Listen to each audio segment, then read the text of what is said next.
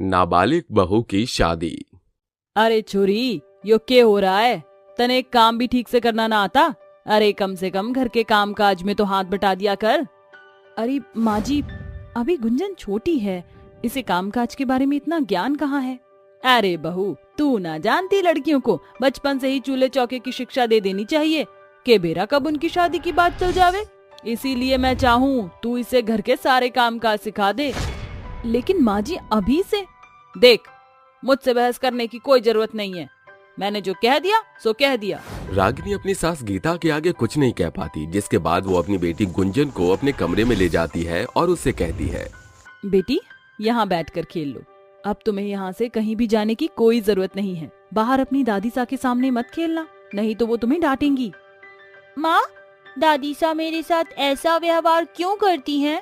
क्या वो मुझसे नफरत करती हैं? नहीं नहीं, तुम गलत समझ रही हो। तुम्हारी दादी सा तो तुमसे बहुत प्यार करती हैं और तुम्हारे बारे में बहुत सोचती भी हैं। अब तुम यहाँ बैठकर खेलो, मैं तुम्हारे लिए खाना लेकर आती हूँ। रागिनी अपनी बेटी गुंजन के लिए खाना लेकर आती है और उसे खिला देती है। ऐसे ही कुछ दिन बाद एक दिन गीता फोन पर किसी से बात करते हुए कहती है, अरे समधी साहब, चिंता मत करो, हम अपनी बेटी को सब कुछ अच्छे से समझा कर भेजेंगे। और आपने तो हमारी बेटी को देखा ही है, बहुत समझदार और प्यारी सी बच्ची है। लेकिन समधी साहब, आप हमारी बेटी का अच्छे से ख्याल रखना। ऐसा कहकर वो फोन रख देती है।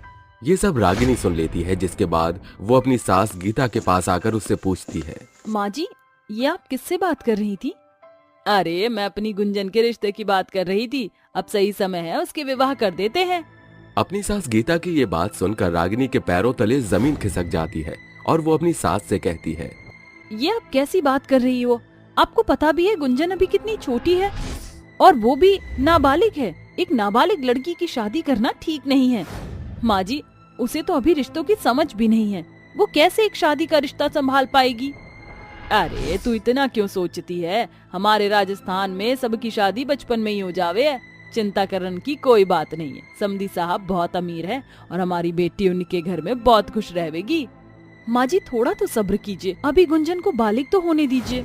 तुझे क्या लगता है कि मुझे अपनी बेटी की बिल्कुल चिंता नहीं है? अरे तुझे और क्या बताऊं, समधी साहब हमारी बेटी के पूरे 20 लाख रुपए दे रहे हैं। माँ जी, ये आप कैसी बात कर रही हो? आप 20 लाख रुपए के लिए हमारी गुंजन को बेच रही हो? अरे नहीं नहीं, मैं भला क्यों बेचूंगी? तू तो जानती है राजस्थान में लड़कियों की कितनी कमी है, और यहाँ पर बेटी पैदा करना का मतलब उसके अच्छे दाम लगाना, यही तो यहाँ की प्रथा है।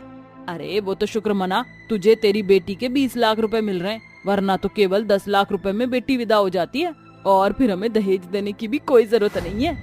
नहीं माँ जी, पहले आप हमारी बेटी को बड़ी होने दीजिए, उसके बाद हम अपनी बेटी की शादी करेंगे। जो मैंने कह दिया सो कह दिया, अब मैंने तेरी एक भी बकवास नहीं सुननी। इब जा, घर के काम कर और कल से शादी की तैयारियां शुरू कर दियो। कल हमारी गुंजन को देखने के लिए समधी साहब घर आ रहे हैं। ऐसा कहकर गीता वहाँ से चली जाती है, जिसके बाद रागिनी अपनी बेटी गुंजन को लेकर बहुत ज्यादा परेशान हो जाती है। उसे कुछ भी समझ नहीं आता। हे ऊपर वाले, अब तू ही मेरी कोई मदद कर, ये अनर्थ होने से बचा ले। अगले दिन जैसे ही सुबह होती है, रागिनी को ना चाहते हुए भी मेहमान की खातिरदारी करने की तैयारियों में लगना पड़ता है।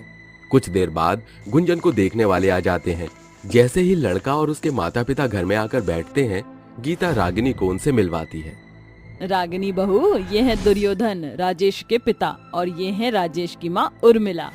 जब रागिनी राजेश को देखती है तो वो बहुत हैरान रह जाती है, क्योंकि राजेश लगभग 30 साल की उम्र का नौजवान आदमी था, जिसे देखते ही रागिनी बहुत हैरान रह जाती है और अपने मन ही मन सोचती है, हे ऊपर वाले, क्यों मेरी बेटी को इन दुष्ट लोगों के हवाले कर रहा है? कोई तो उपाय निकालो, मैं अपनी बेटी को इन लोगों के हवाले नहीं कर सकती। रागिनी अपनी सास को किचन में बुलाती है और उनसे कहती है, माँ जी, मैं आपके आगे हाथ जोड़ती हूँ, मेरी बेटी अभी नाबालिग है और बहुत छोटी भी है। उस आदमी से मेरी बेटी की शादी मत करवाओ। अरे तू पागल हो गई है क्या? तू जानती नहीं है उन लोगों ने मुझे 20 लाख रुपए दिए। अब अगर हम रिश्ते से मुकर गए तो वो ठाकुर लोग हैं, हमारा बहुत बुरा हाल कर देंगे। ऐसा मत कहो माँ जी, मैं आपके आगे हाथ जोड़ती हूँ। मैं अपनी बेटी को लेकर बहुत दूर चली जाऊंगी, लेकिन मेरी बेटी को इस कुएं के अंदर मत ढकेलो। तू ऐसे नहीं मानेगी। इतना कहकर गीता रागिनी के एक लात मारती है, जिसकी वजह से रागिनी बहुत दूर जाकर गिर जाती है। वहीं दूसरी तरफ गीता गुंजन का रिश्ता पक्का कर देती है। तभी उर्मिला गीता से कहती है, अरे समधन जी, जरा हमारी होने वाली बहू को तो बुलाओ, हमें उससे मिलना है। गीता तुरंत गुंजन को लेकर आती है, जिसके बाद उर्मिला गुंजन को अपने पास बैठाती है। अरे वाह, हमारी होने वाली बहू तो एकदम चांद का टुकड़ा है, बहुत ही प्यारी लग रही हो। तभी गुंजन कहती है, आप लोग कौन हो? मेरी माँ कहाँ है? मुझे मेरी माँ के पास जाना है। माँ, कहाँ हो आप? अरे बहू, परेशान क्यों हो रही हो? तुम्हारी माँ रसोई में हमारे लिए खाना बना रही है। वैसे तुम्हें पता है, अब तुम कुछ दिनों में हमारे घर आ जाओगी। वहाँ तुम्हारी माँ नहीं होगी, इसलिए अभी से मुझे अपनी माँ समझ लो। नहीं नहीं, मेरी एक ही माँ है, आप मेरी माँ नहीं हो। ऐसा कहकर गुंजन वहाँ से चली जाती है, जिसके बाद गीता बात को संभाल लेती है और उन्हें उनके घर भेज देती है। कुछ ही दिनों में गीता गुंजन की शादी राजेश से करवा देती है। शादी की पहली रात पर बेचारी मासूम गुंजन राजेश के कमरे में बैठी होती है। जैसे ही राजेश उसके पास आता है, गुंजन डर के मारे उससे कहती है, देखो, मैं तुम्हारे हाथ जोड़ती हूँ, मुझे छोड़ दो, मुझे मेरी माँ के पास जाना है, मुझे मेरी माँ चाहिए। राजेश समझदार था और वो बेचारी गुंजन को परेशान नहीं करना चाहता था, इसलिए वो उससे कहता है, देखो, तुम परेशान मत हो, तुम आराम से यहाँ सो जाओ, कल हम तुम्हें तुम्हारी माँ से मिलवा कर ले आएंगे, मैं बाहर सोने जा रहा हूँ। इतना कहकर राजेश एक तकिया और चद्दर उठाकर वहां से चला जाता है। ऐसे ही धीरे धीरे कई दिन बीत जाते हैं, जिसके बाद उर्मिला गुंजन के ऊपर बहुत अत्याचार करने लगती है। घर के सारे काम वो गुंजन से ही करवाती है और खुद दिन भर आराम करती। एक दिन अचानक से गुंजन रसोई में काम करते करते कांच के बर्तन गिरा देती है, जिसकी आवाज सुनते ही उर्मिला रसोई में पहुंच जाती है और अपने महंगे कांच के बर्तनों को टूटा हुआ देख वो गुंजन के ऊपर बहुत बुरी तरह चिल्लाने लगती है। ये सब तूने क्या किया है? तू जानती है कितने महंगे? रुक, तू ऐसे नहीं सुधरेगी। तूने पहले भी कई महंगी महंगी चीजें तोड़ी हैं। आज तो मैं तुझे तेरी गलती की सजा देकर ही रहूंगी। इतना कहकर उर्मिला बेचारी गुंजन को लाठी मारना शुरू कर देती है। मत मारो, मुझे मत मारो, बहुत दर्द हो रहा है, छोड़ दो मुझे। बेचारी गुंजन दर्द से तड़प रही होती है, लेकिन उर्मिला को उसके ऊपर जरा भी रहम नहीं आता। उसी वक्त रागिनी अपनी बेटी गुंजन से मिलने उनके घर में पहुंच जाती है। उनके घर में उसे रसोई से गुंजन के चिल्लाने की आवाज आती है, जिसके बाद वो अपनी बेटी को देखने के लिए रसोई में पहुंच जाती है, जहां उर्मिला उसकी बेटी गुंजन को लाठी से मार रही थी। ये सब देखकर रागिनी को बहुत गुस्सा आता है और वो उर्मिला से लाठी छीनकर उर्मिला को ही मारने लगती है, जिसके बाद वो 100 नंबर पर कॉल करके पुलिस को बुला लेती है और पुलिस को अपनी सास गीता के साथ साथ अपनी बेटी के ससुराल वालों के खिलाफ रिपोर्ट लिखवा देती है। नाबालिग की शादी करने के जुर्म में उन सभी को जेल हो जाती है। काश मैंने ये कदम पहले ही उठा लिया होता, तो आज मेरी बेटी की जिंदगी ऐसी ना होती। ऐसा सोचकर रागिनी अपनी मासूम सी बच्ची को वापस घर ले आती है और उसकी जिंदगी एक नए सिरे से शुरू करती है। माँ, आप अपना ख्याल रखना, मैं बांस की लकड़ी लेने जंगल जा रही हूँ। ये बोलकर 12 वर्षीय सलोनी आरी लिए जंगल की ओर अग्रसर हो जाती है, जहाँ एक बुढ़िया बैठी होती है। ये लो बूढ़ी अम्मा, मैं तुम्हारे लिए रोटी ले आई। सलोनी, तुम्हें स्मरण था? अरे बूढ़ी अम्मा, भूलती कैसे? पिछले 6 माह से आपसे मेल मिलाप जो बढ़ गया। वैसे भी मेरी माँ कहती है कि किसी की भूख मिटाने से बड़ा पुण्य प्राप्त होता है। तुम्हारी माँ ने तुम्हें सुनहरी सीख दी है सलोनी। वैसे तुम्हारी माँ के रहते तुम इस बांस के जंगल में क्यों आती हो? इतने बचकानेपन में बांस का बोझा उठाकर तुम्हारे कंधे नहीं थकते। हाँ बूढ़ी अम्मा, मगर मेरे सिवा माँ का है कौन? माँ महीनों से बीमार है। ऐसे में मैं रोजाना इस जंगल से बांस काटकर बांस की टोकरी बर्तन बनाकर बाजार में बेचती हूँ। उसी से हम बेबस माँ बेटी का गुजर बसर चलता है। कुछ देर बाद बूढ़ी अम्मा, आपसे बतियाते हुए मैंने बांस काट भी लिया और गठरी भी बांध ली। अब मैं चलती हूँ। सलोनी बांस की गठरियों का बोझा उठाए घर आकर देर दोपहरी धूप में टोकरी बर्तन बनाकर उन्हें बेचने बाजार जाती है। रात को राशन पानी लेकर घर आती है। समय ऐसे ही गुजरता है। अगली सुबह, ये लो बूढ़ी अम्मा, आज मैं आपके लिए बाजरे की रोटी लाई हूँ, साथ में लहसुन की चटपटी चटनी भी है। बुढ़िया सलोनी के हाथ का बनाया खाना खाकर उसका बखान करते हुए कहती है, अरे वाह सलोनी, तुमने तो सयानों को भी पीछे पछाड़ दिया। खाना बनाने में एकदम नपा तुला हाथ है तुम्हारा। शुक्रिया बूढ़ी अम्मा, मैं चलती हूँ। ऐसे ही कई दिन गुजर जाते हैं। एक रात बब्बन उनके दरवाजे पर दस्तक देता है। अरे ओ मरियल माँ की बेटी, कहाँ मर गई? सामने आ। बब्बन चाचा, आप? अरे छोकरिया, जाकर अपनी अम्मा को बुला, मैं बच्ची से बात नहीं करता। ममता बिस्तर से उठकर बाहर आती है। अरे आज मैं तेरी मरियल हाव भाव पर तरस नहीं खाने वाला। पिछले 6 महीने से माँ बेटी मुफ्त में मेरे घर में रह रही हो। भाड़ा क्या तुम्हारा बाप भरेगा? काका, मैं चुकाऊंगी आपका भाड़ा। नादान छोकरिया, तू चुकाएगी भाड़ा। बीते भर की है नहीं, आई बड़ी। मैं तुम दोनों माँ बेटी को अब और बर्दाश्त नहीं करूंगा। अपना झोला झमेला उठाओ और चलती बनो यहाँ से। मगर इतनी देर रात हम कहाँ जाएंगी? अरे कहीं भी डावाडोल हो, बब्बन को बख्श दो। ये बोलकर बब्बन उस माँ बेटी को घर से निकाल बाहर कर देता है। दोनों बांस के जंगल की ओर बढ़ने लगती हैं। तभी मौसम का रुख बदलता है। हे ईश्वर, इस दुनिया की भी अपनी गति अभी पकड़नी थी। बिटिया जल्दी से पाँव बढ़ा, बरसात होने के आसार हैं। दोनों माँ बेटी बांस के जंगल की ओर बढ़ने लगती हैं। तभी रास्ते के बीचों बीच सलोनी को वही बुढ़िया मिलती है जो सलोनी को टोकते हुए बोलती है, अरे सलोनी, इतनी देर रात तुम इस बांस के जंगल में?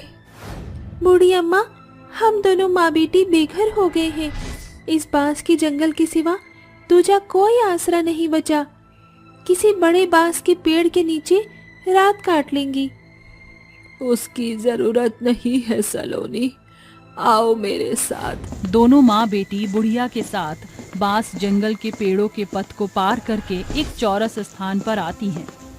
बूढ़ी अम्मा, ये तुम हमें बांस जंगल के बीचों बीच क्यों लाई हो? सलोनी, मैं यहाँ तुम्हारे लिए एक सुनहरा बांस घर बनाने वाली हूँ। अम्मा, हम कुछ समझे नहीं।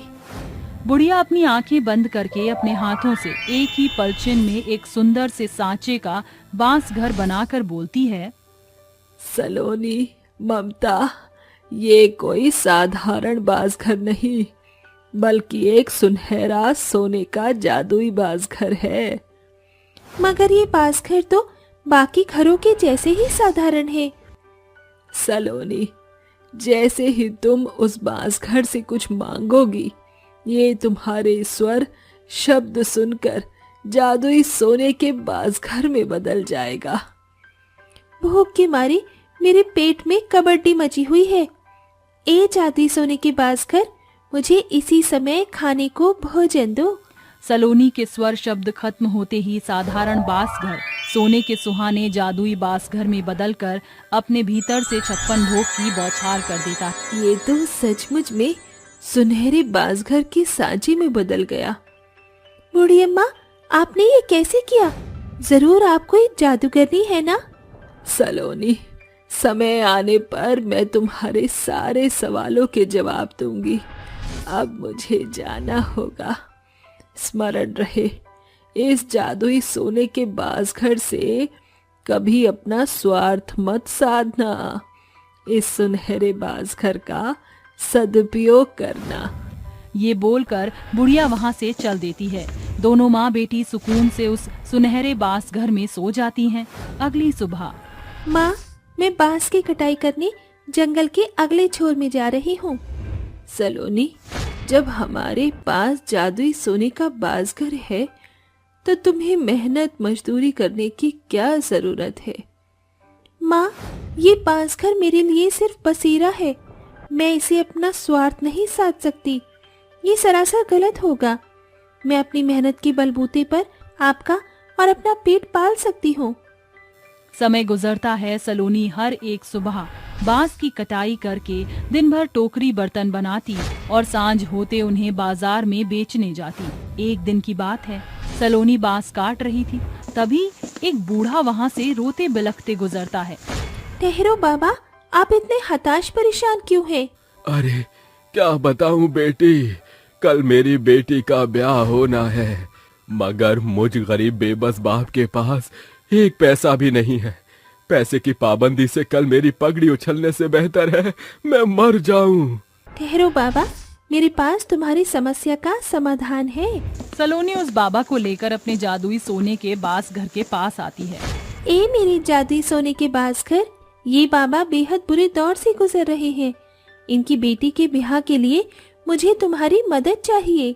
सलोनी की निश्वर्त मांग सुनकर जादुई सोने का बांस घर सुनहरे चमक से सराबोर होकर सोने के बड़े बांस घर के सांचे में ढलकर अपने भीतर से सोने के सैकड़ों सिक्के, जेवर और पैसे की भरमार करता है। ये लीजिए बाबा, इसे आप बतौर बड़े धूमधाम से अपनी बेटी का ब्याह कर पाएंगे। एकाएक तेजोमय प्रकाशमान के साथ बूढ़े बाबा बतौर उस बुढ़िया में बदल जाते हैं। अरे बूढ़ी अम्मा, तुम? हाँ सलोनी, मैं तुम्हें परख रही थी कि तुमने मेरे बोल को अपने हृदय की पट्टियों पर लिख लिया है या नहीं। जादुई सोने के बाज घर के होने के बावजूद तुमने उससे अपना स्वार्थ नहीं साधा, खरी उतरी हो। अब मैं तुम्हें अपना पुख्ता परिचय जाहिर करती हूँ। ये बोलकर बुढ़िया एक जादुई परी में बदल जाती है। सर पर सुनहरा ताज, हाथों में जादुई छड़ी, ये पहरावा तो परी का होता है। तुमने सही पहचाना, मैं एक जादुई परी रानी हूँ जो एक तपस्वी के श्राप से इस बांस जंगल में बंधक बन गई थी। जानना नहीं चाहोगी कैसे? हाँ तो सुनो। परी, आज तुम पूरे 18 बरस की हो चुकी हो। यही समय है जब परी की बेटी को परिलोक की परिरानी का पद प्राप्त होता है। आज से तुम परियों की रानी, मगर तुम्हें अपनी शक्तियों के साथ संसार का भ्रमण करना होगा। परी अपने लोक को पार करके संसार में आती है। अरे ये बांस वृक्ष का जंगल तो बड़ा रोचक है, क्यों ना मैं यहाँ अपनी शक्तियाँ साधूं? परी अपनी जादुई छड़ी से बांस जंगल में कभी पथराव करती तो कभी मेह की फुहार बरसाती और अंत में आग से जंगल को जला दिया। तभी एक तपस्वी उसके सामने आ खड़ा होता है। घोर अनर्थ, तुम्हारे साथ उल्टा ने मेरी सदियों की तपस्या को भंग कर दिया। बाबा, मुझे नहीं स्मरण था कि आप यहाँ साधना में लिप्त हैं। मैं अभी इस अग्नि को बुझा देती हूँ। अगले ही पल परी उस आग को बुझा देती है।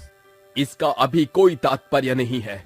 मैं तुम्हें श्राप देता हूँ परी कि जिस शक्ति से तुमने मेरी सालों की तपस्या को भंग किया, तुम इसी पल छिन एक बुढ़िया बनकर इस बांस जंगल में बंधक बन जाओगी, और जब तक कोई नेक दिल यहाँ नहीं आएगा तुम यहीं रहोगी।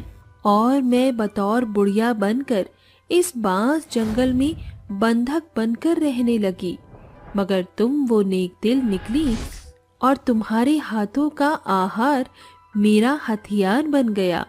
मेरी शक्तियां लौटने लगी और आज मैं इस बांस जंगल से रिहा हो रही हूँ। सिर्फ तुम्हारी बदौलत आज से इस बांस जंगल की जिम्मेदारी मैं तुम दोनों माँ बेटी पर छोड़ती हूँ। ये बोलकर परी गायब हो जाती है और दोनों माँ बेटी उस जादुई सोने के बास घर में बसेरा बनाकर भावी भविष्य में बेबस बेसहारा लोगों की मदद किया करती। अखबार बेचने वाली बहू की सफलता। खद्दर की पुरानी साड़ी पहने हुए अविका रसोई घर में बैठी आंसू बहाते हुए चूल्हा फूंक रही थी। वहीं दूसरी ओर श्याम ओसारे में बिछी खाट पर पड़ा हुआ था और अनुराधा गेहूं की सफाई कर रही थी। अविका बहू, जरा बाहर तो आना। जी माँ जी। ये ले, गेहूं फटक दिया है, इसे पिसने को मिल में दे आ। माँ जी, इन सभी गेहूं में तो खून लगे हुए हैं। अंतिम यही बचा कुचा रह गया है। जाने ये दुख की घड़ियां कब खत्म होंगी।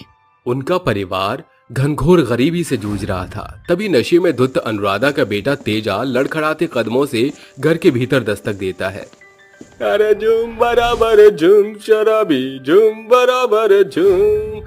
क्यों जी, ये पिताजी रोग के बिछौने पर पड़े हैं और तुम घर की जिम्मेदारियां संभालने की बजाय खुद ही लड़खड़ा रहे हो। शराब का इतना चस्का चढ़ गया है तुम्हें। अविका की बात सुनकर तेजा गुस्से से लाल पीला होकर उसके बाल पकड़कर कहता है, क्यों री, साली अपने पति परमेश्वर की सेवा करने की बजाय बातें सुना रही है। तेरी ये मजाल। माँ जी। गुस्से में तिलमिलाती अनुराधा दीवार पर खड़े डंडे को उठाकर तेजा पर बरस पड़ती है। अरे माँ, अरे तू इस दूसरे के घर की छोकरी के खातिर अपने लाल का खून बहाने पे तुली है। तो जैसे नकारा औलाद से तो भला मैं बे औलाद रहती। आज से इस घर में तुझ शराबी सट्टेबाज की कोई जगह नहीं है। अनुराधा अपने बेटे तेजा को घर से निकाल बाहर करती है और हर एक दिन के साथ उनके घर की हालत बद से बदतर होते जा रहे थे। ऐसे में उनके खाने के भी लाले पड़ गए थे। बहू, इतनी हड़बड़ी में कहाँ चल दी?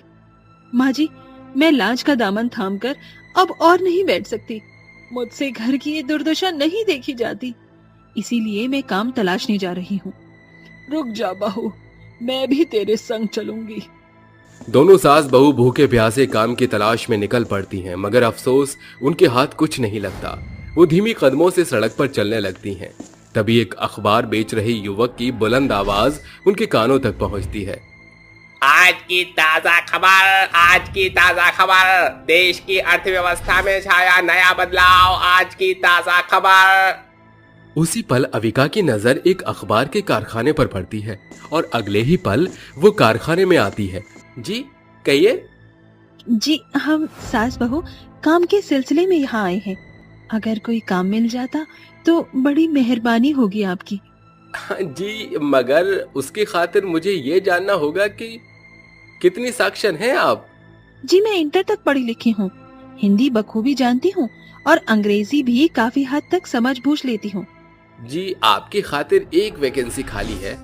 साहब, मुझ बूढ़ी अनपढ़ के लिए भी यहाँ अगर कोई छोटा मोटा काम हो तो बताइए। माफ कीजिएगा माता जी, ये अखबार का कारखाना है जिसमें साक्षरता दर लाजमी है, मगर हमारे बावर्ची खाने की खातिर एक चाय पानी बनाने वाली की उपलब्धि खाली है। चलेगा साहब। अविका जी, आप चाहे तो अभी से काम शुरू कर सकती हैं। दोनों सास बहू अपने अपने कामों में जुट जाती हैं। अविका कुछ ही पल में अखबार से जुड़े तमाम काम को पूरी तरह दिमाग में बैठा लेती है। दोनों देर शाम तक काम करती हैं। हाँ, वैसे काम के प्रति आप दोनों की सच्ची लगन सराहनीय है। ये लीजिए आप दोनों के पैसे। साहब, आप मुझे नौकरी से खदेड़ रहे हैं क्या, जो आज ही पैसे थमा रहे हैं? अरे नहीं नहीं, आप दोनों का काम तो काबिले तारीफ, मगर आज महीने का अंतिम तारीख है, इसलिए ये एक रोज का पगार रखिए। कल कारखाने में महीने के पहले दिन से आपकी नए सिरे से शुरुआत होगी। मिले हुए पैसे से वो कुछ मात्रा में राशन इत्यादि खरीद कर घर आती है। अविका खाना बनाने लगती है और अनुराधा अपने बीमार पति से रोते हुए कहती है, सुनो जी, मुझे और बहू को एक अखबार के कारखाने में काम मिल गया है, तो कल से हमें आने में सांझ हो जाएगी। भोर को दोनों सास बहू सारा काम धाम निपटा कर समय से पहले कारखाने पहुंच जाती हैं। अविका, तुम्हारे काम में थोड़ा बदलाव कर दिया गया है। मैं तुम्हें प्रतिदिन 100 अखबार बेचने का टारगेट दूंगा, जो तुम्हें हर हाल में पूरा करना होगा। इसी आधार पर पगार निश्चित होगी। जी सर, मैं बेचूंगी। अखबार के इस कारखाने की ओर से उसे एक साइकिल और अखबार का बंडल दिया जाता है। अविका रास्ते में जाते हुए कहती है, ए सरस्वती माँ, ये कैसी असमंजसता है। मैंने आज से पहले कभी अखबार पढ़ा भी नहीं था और आज अखबार बेचना है। अविका अखबारों के बंडल को साइकिल की पिछली सीट से बंधे एक रिहायशी इलाके में आकर बुलंद आवाज में कहती है, आज की ताजा खबर, बढ़ती मुद्रास्फीति में घटाव। ऐसे ही मिर्च मसाले वाली रोचक खबरें पढ़ने के लिए खरीदे मात्र 2 रुपए में एक अखबार। किरण नाम की एक महिला झरोखे से देखती हुई उसे रोक कर कहती है, अरे ओ अखबार वाली, 4 अखबार लिया ना। अविका बंडल से 4 अखबार निकालकर उसे थमा देती है। 8 रुपए हुए हैं साहब। अखबार के बिना तो मानो सुबह शुरू ही नहीं होता। अच्छा सुनो, कल से रोजाना 4 अखबार लेकर आना। मालकिन, एक जन की खातिर इतनी दूरी बहुत बढ़ जाएगी। अगर 2-4 जन अखबार खरीदने में भागीदारी दिखाएं तो मुझ गरीब की नौकरी सुरक्षित रहेगी। अरे 2-4 क्या, कल तुम 50 अखबार इकट्ठे लाना, मैं हूँ ना। इस तरह अविका हर दिन 100 अखबार बेचने का टारगेट समय से पहले पूरा कर लिया करती थी, जिससे महीने भर में ही उसकी पगार दुगनी कर दी गई। और फिर एक सुबह, मेरे प्यारे दोस्तों, जैसा कि हमारे अखबार का कारखाना सालों से प्रथम श्रेणी में आ रहा है, मगर कुछ दिनों से अब इसका दबदबा घट रहा है, तो इनमें ऐसा क्या बदलाव भरा जाए? तो कोई अपनी राय देना चाहता है? सर, मैं कुछ कहना चाहूंगी। हमारे अखबार की खबरों में वो बात नहीं है जो जनता चाहती है। जैसे कि इस 8 पन्नों के अखबार में अगर हम शुरुआती के 2 पन्ने देश की बागडोर से शुरू करें और फिल्मी जगत की खबर को भरें और अंतिम पन्ने पर खाने की विधि जैसी खबरें इसमें भर दें, तो इसमें चौगुना मुनाफा होगा। वो कैसे अविका? सभी पन्नों में एक ही खबर अखबार की रोचकता को घटाता है और अग्रसर करता है, मगर जब अखबार के 8 पन्नों में खाना, पहनावा, मसालेदार खबरें इत्यादि शामिल होंगे, तो सभी तबके के लोग इसे खरीदने और पढ़ने में रोमांच दिखाएंगे। अखबार के प्रति अविका का भारी रुझान देखकर तालियों की गड़गड़ाहट गूंज उठती है। वेल डन अविका, आज से तुम पूरी तरह से इस अखबार कारखाने की मैनेजर हो। मुबारक हो बहू, आज तुझे अखबार के कारखाने में बड़ा पद मिला है। माँ जी, मैं उस पद से कहीं ऊपर की सोच रही हूँ, जहाँ मेरी आंखों के सामने मेरी माँ समान सास को नौकर के जैसे कामकाज न करना पड़े। कुछ ही महीने बाद जोड़े गए पैसे से अविका एक न्यूज प्रिंटिंग का दफ्तर खोलती है और इश्तहार के द्वारा एडिटर्स को हायर करती है। मुझे आप सभी से सैकड़ों उम्मीद है। इस दफ्तर में आप सभी का योगदान ही हमको सफल बनाएगा। जहां दोनों सास बहू अपने नए खुले अपने अखबार के कारखाने में दिन भर काम करती, वहीं अविका रात के अंधेरे में अपनी सास को पढ़ाया करती थी। अनुराधा ने अखबार के प्रति इतना पक्का रुझान से सब सीख लिया। शुरुआती दिनों में दोनों सड़कों के बीच अखबारों को बेचा करती थी। आज की ताजा खबर पढ़िए, मात्र 2 रुपए के निम्न शुल्क पर देश से जुड़े तमाम खबरें। देश, सेहत, राशि, खान पान से जुड़े तमाम खबरें बारीकियों के साथ पेश है 2 रुपए के अखबार में। गुजरते हर दिन के साथ दोनों सास बहू के अखबार का कारखाना सुर्खियों में छाने लगता है। कुछ ही महीने की मेहनत उन्हें बड़ी सफलता को दर्शाती है।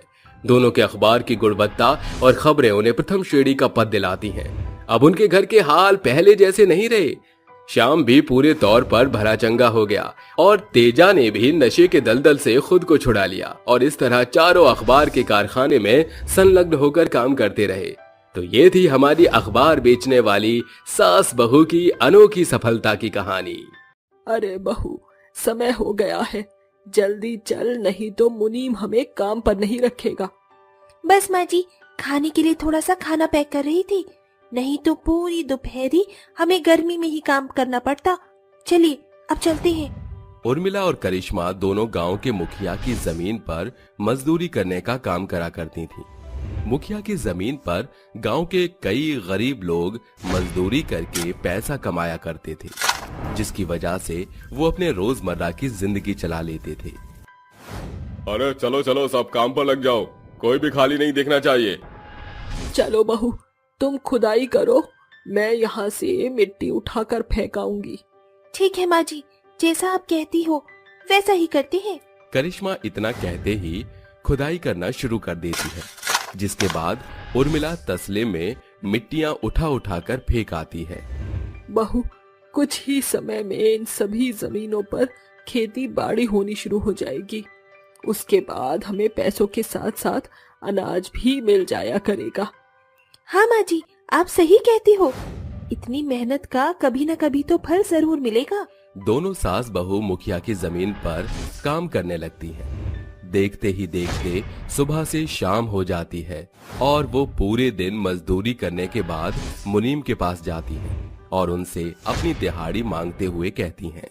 हमने अपने आज का काम पूरा कर लिया है मुनीम जी, हमें आज की दिहाड़ी दे दीजिए।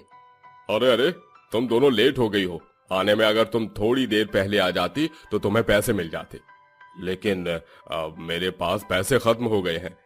अब तो कल ही तुम्हें पैसे मिलेंगे। लेकिन अब हम रात को क्या खाएंगे?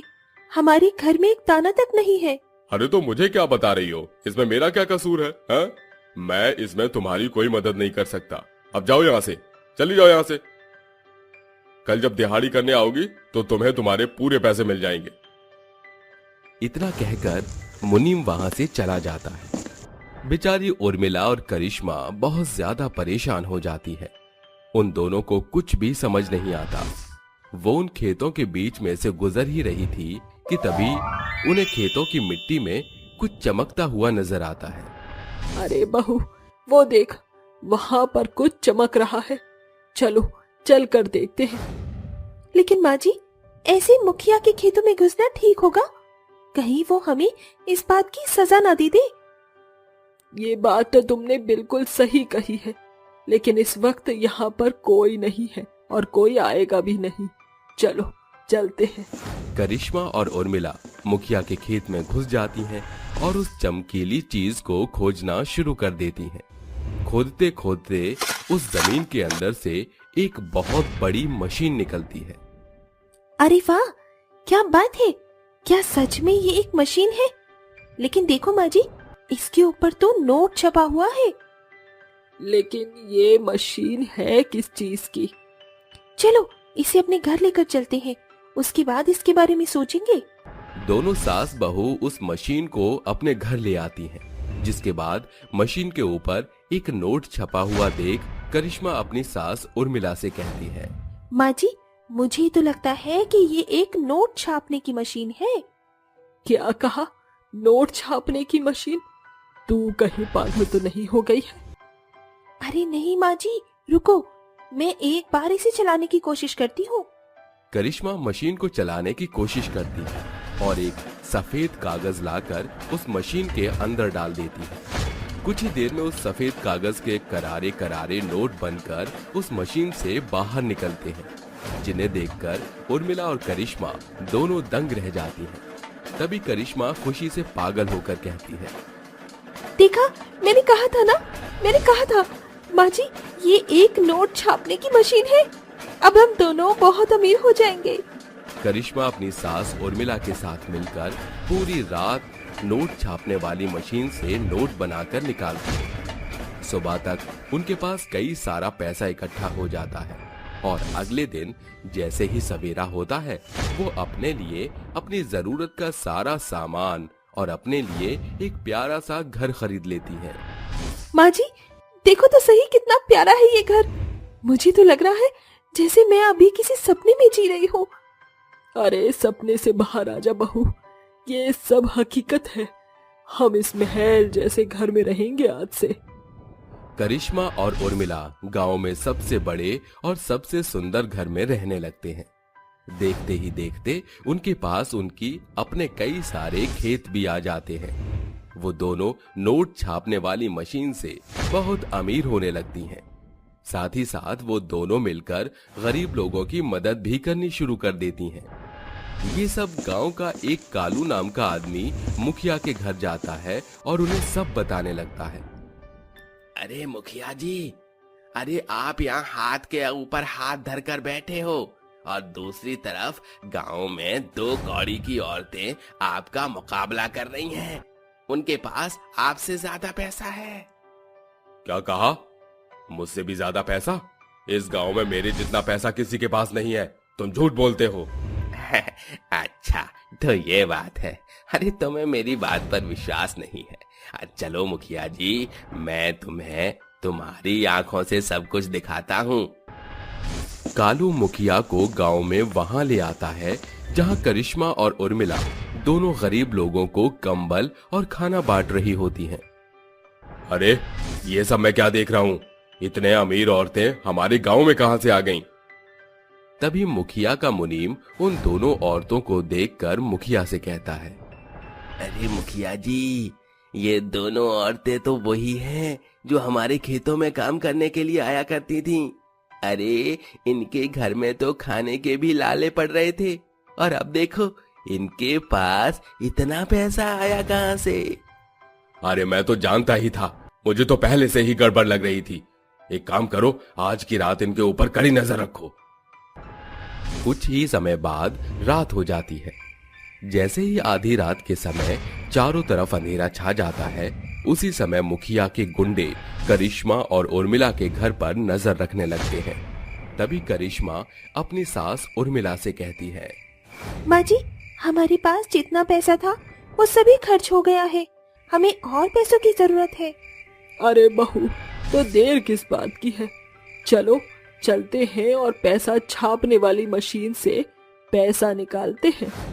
उर्मिला और करिश्मा दोनों एक कमरे में जाती हैं, जिसमें पैसा छापने वाली मशीन रखी होती है। करिश्मा उस मशीन में कागज डालती है, जिससे मशीन के अंदर से करारे करारे नोट बनकर निकल आते हैं। हाय हाय हाय, क्या बात है, कितने करारे करारे नोट है, हमारी तो किस्मत ही चमक गई। सही कहती हूँ माँ जी, अब हमारी तो किस्मत के साथ साथ लॉटरी भी खुल गई, हमें कभी कोई दिक्कत नहीं होगी।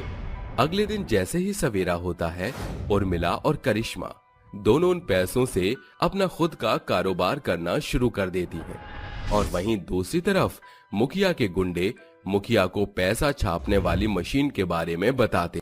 अरे मुखिया जी, उन दोनों के पास तो पैसा छापने वाली मशीन है। जब उन दोनों के पास पैसा छापने वाली मशीन है, तो आपके पास क्यों नहीं है?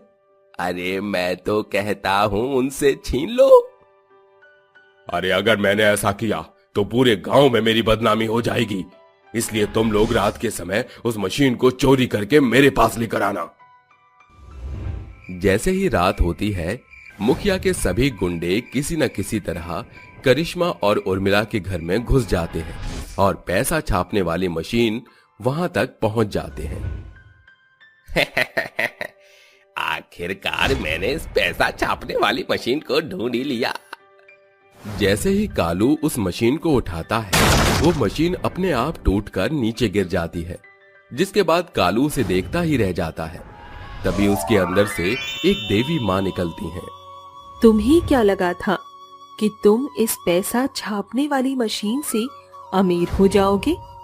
अरे इसके लिए तुम्हारी नीयत भी अच्छी होनी चाहिए।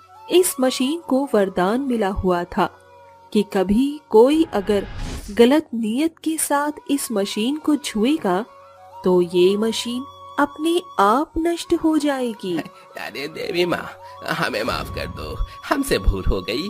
पैसों के लालच में आकर हमने ये सब कर दिया, लेकिन आइंदा हम ऐसा कभी नहीं कुछ करेंगे। हमें आखिरी मौका दे दो देवी माँ। देवी माँ का दिल बहुत बड़ा होता है, जिसके बाद वो उन सभी को माफ कर देती हैं और वहां से जाने देती हैं। वहीं दूसरी तरफ करिश्मा और उर्मिला ने जो कारोबार बढ़ाया होता है, उससे उनकी आमदनी अच्छी खासी चलने लगती है और वो खुशी खुशी अपना जीवन व्यतीत करने लगती हैं। चुड़ैल का भूतिया गौशाला। बादल गरज रहे थे, मौसम बेहद खराब था, जिसके चलते गांव के गौशाला में बंधे गाय भैंस लाल आंखें करके आपस में चिल्लाने लगते हैं, चारे उड़ने लगते हैं। तभी उनका शोर सुनकर डरावनी चुड़ैल आती है और उन्हें सहलाते हुए कहती है, अरे तुम सब इतना चिल्ला क्यों रहे हो? डरो मत, मैं तुम सबके पास ही हूँ, बस आंधी आ रही है। अरे अरे क्यों शोर मचा रही है? भूख लगी है क्या? चुड़ैल के ये बोलते ही गाय अपनी गर्दन हिलाकर और आवाज निकालने लगती है। अच्छा, तो तुम सबको भूख लगी है और तुम चारा नहीं खाओगे, है ना? तो देर किस बात की? चलो अब हम चलते हैं, इंसानी लोगों की मांस खिलाती हूँ आज तुम्हें। आज हम गांव के लोगों का शिकार करेंगे। ये कहते ही चुड़ैल अपनी शक्तियों से चारों गायों की रस्सियां खोल देती है और भूतिया गाय के साथ उड़कर चुड़ैल गांव में पहुंच जाती है, जहां सभी लोग चैन की नींद सो रहे होते हैं। तभी चुड़ैल कहती है, आओ मेरी प्यारी गायों, बहुत दिनों से मैंने इस गांव में मातम नहीं देखा। जाओ उन लोगों को मारकर अपनी दावत पूरी करो। चारों भूतिया गाय उसकी बात सुनकर तेजी से सोते हुए लोगों के घरों में अपने सिंग से बार बार धक्का मारकर दरवाजा तोड़कर अंदर चली जाती है और अपने खूंखार सिंग से उन्हें मार डालती है। वहीं एक तरफ जगबीर, जो की जगह हुआ था, वो भूतिया गाय को देखकर शोर मचाने लगता है। अरे अरे बचाओ, अरे कोई बचाओ, यहाँ तो बहुत खतरनाक गाय है। अरे मुझे मार डालेगी, हे भगवान मेरी मदद करो। भगवान के लिए छोड़ दो, आलतू जलालतू आई बला को टाल तू। हे भगवान मुझे बचा लो। बच नहीं पाएगा तू, मारा जाएगा। अरे बाप रे बाप, ये मैं अपने कानों से क्या सुन रहा हूँ? गाय बोल रही है, ये तो मुझे कोई डरावनी भूतिया गाय लगती है। तूने बिल्कुल सही समझा। अरे भगवान के लिए मुझे छोड़ दो, आलतू जलालतू आई बला को टाल तू। भगवान मुझे बचा लो। भगवान के लिए छोड़ने से अच्छा है कि मैं तुझे भगवान के पास ही पहुँचा दूँ। डर के मारे जगबीर जमीन से डंडा उठाकर उस भूतिया गाय को मारने लगता है, लेकिन भूतिया गाय टस से मस नहीं होती है, उल्टा आग बबूला होकर उसको अपने सींग से मार डालती है और अपनी पूंछ में लपेटकर घसीटते हुए जगबीर को चुड़ैल के पास ले आती है। बाकी गाय भी शिकार करके चुड़ैल के पास आ जाते हैं। ये देखकर चुड़ैल कहती है, अरे वाह मेरे शेरों, तुमने वाकई में इन लोगों को सही जगह ठिकाने लगाया है। अरे आपने तो हम सबका जेंडर ही चेंज कर दिया। अकल की घोड़ियों, तुम्हारी तारीफ कर रही थी। अरे तो आप शेरनी भी तो कह सकती थी ना, और अब आपने हमें घोड़ियाँ भी बोल दिया, दूसरे जानवर में चेंज कर दिया। लेकिन हाँ, अब की बार जेंडर सही था। क्या खी करके हंस रही हो? इन लाशों का मैं क्या करूंगी? ये खाना तुम्हारे लिए ही है, तो तुम ही खाओ, मैं अपना शिकार अलग से करूंगी।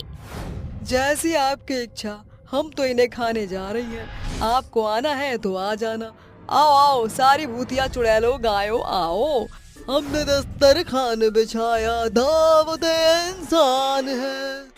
आहा, मजा आ गया, इसका खून तो ताजा भी है। सबको खाता देख चुड़ैल की जीभ लपलपाती है। अच्छा, तुम सब इतना फोर्स कर रहे हो तो मैं खा लेती हूँ। वैसे भी अब कहाँ शिकार करके लाऊंगी, तुम्हारे साथ ही दावत कर लेती हूँ। बिल्कुल बिल्कुल, आइए, आपको मना कैसे कर सकते हैं। इसी के बाद सब मिलकर उन लोगों को खा लेते हैं। अब सिर्फ उनकी बची हुई हड्डियां ही पड़ी थी। दावत करने के बाद भूतिया गाय और चुड़ैल गौशाला में पहुंच जाती हैं। अगले दिन गांव के लोग लाशों का ऐसे देखकर खौफ में आ जाते हैं।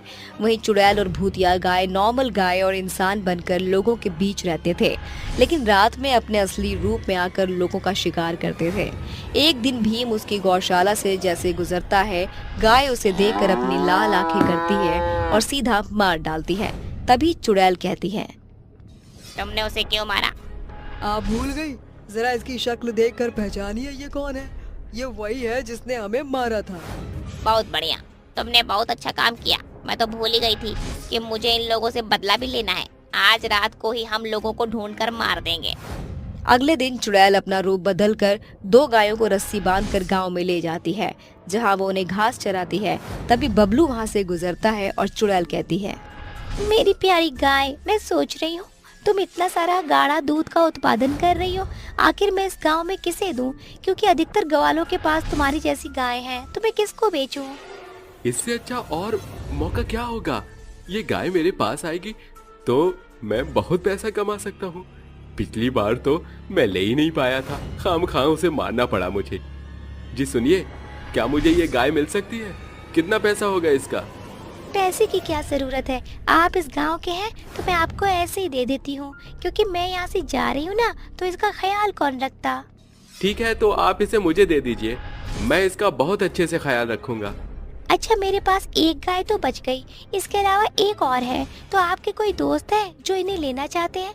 ऐसा करता हूँ, राकेश और राजू को एक एक गाय दे देता हूँ, फिर हम तीनों मिलकर पैसा कमाएंगे। वैसे भी उन दोनों भाइयों का तो रोजगार ठप पड़ा हुआ है। हाँ हाँ, मेरे 2 दोस्त और हैं, मैं शाम को उन्हें भेज दूंगा यहीं। आप इसी पीपल के पेड़ के पास मिलना। बिल्कुल बिल्कुल, यही मिलूंगी बदला लेने के लिए। हाँ जी, आपने कुछ कहा? यही कि मेरी गाय को ले जाइए आप। गोपी की बात सुनकर बबलू उससे गाय ले लेता है और अपने दोनों दोस्तों को गोपी के गाय के बारे में बता देता है। वो भूतिया गाय बबलू को मारकर चुड़ैल के पास वापस आ जाती है। वहीं पीपल के पेड़ के पास राजू और राकेश भी आ जाते हैं और कहते हैं, आप ही है ना बबलू? आपने हमसे गाय लेने के लिए कहा था। आओ आओ, मैं तुम्हारा ही तो इंतजार कर रही थी। मतलब क्या तुम हमें पहले से जानती हो? राकेश की बात सुनकर चुड़ैल और भूतिया गाय अपने असली रूप में आ जाते हैं। चुड़ैल उसे अपनी शक्तियों से जकड़ कर कहती है, पहचाना मुझे? मैं वही शीतल हूँ जिसे तुम चारों ने मिलकर मुझे और मेरी गायों को मार डाला था। अरे आखिर क्या गलती थी? बस इतना कि पूरे गांव में मेरे पास अधिक गाढ़ा दूध देने वाली गाय थी, और उस दिन मैंने तुम्हें मेरी गाय देने से मना कर दिया। सुनो शीतल, तुम्हारे पास 4 गाय हैं, चारों ही गाढ़ा दूध देती हैं। अगर इनमें से तुम हमें 2 गाय दे दो तो अच्छा रहेगा, हम भी गांव में दूध बेचकर कुछ पैसा कमा लेंगे। हाँ बोलो, कितने पैसे हमें दोगी? ज्यादा पैसे मत मांगना, इतनी तो पैसे वाली तुम हो ही। माफ करना, मैं अपनी गाय को तुम्हें नहीं दे सकती। ये यहाँ से नहीं जाना चाहती। और 2 गाय तो बचियां हैं, वो अपनी माँ के बिना कैसे रहेंगी, क्योंकि अभी उनका पोषण माँ से होता है। अरे 4 गाय में से 1 दे दो। माफ करो, मैं नहीं देना चाहती, आप जा सकते हैं। तुमने बढ़िया पढ़ा है, सारा पैसा खुद ही कमाना चाहती हो, एक अकेली लड़की क्या कर लेगी। मैं तो कहता हूँ आज इसका घमंड तोड़ ही देते हैं, इसकी गायों को मार डालते हैं, ना रहेगा बांस ना बजेगी बांसुरी। नहीं नहीं, ऐसा मत करना, मेरी गाय बहुत मासूम है, तुम ऐसा नहीं कर सकते। पर हम ऐसा करेंगे। ये कहते ही चारों बेशर्मी के साथ शीतल की नजरों के सामने गौ हत्या कर देते हैं, फिर उसे भी मारकर फरार हो जाते हैं। उस दिन के बाद आज तुम हाथ लगे हो, 2 को तो मार दिया और तुम दोनों बाकी हो। ऐसे कैसे छोड़ दो, मरना तो होगा ही। तुम्हारे चक्कर में हमने निर्दोष लोगों की जान ले ली। मेरी प्यारी गायों, इन दोनों दरिंदों बेरहमी से मार दो इन्हें। छोड़ दो, हमें माफ कर दो, अरे जाने दो मुझे। चुड़ैल की बात सुनकर चारों भूतिया गायें उन दोनों को बेरहमी से मार डालती हैं। साथ ही चुड़ैल भी अपना बदला लेने के बाद चुड़ैल और उसकी भूतिया गायों को मुक्ति मिल जाती है और वो हमेशा के लिए चले जाते हैं।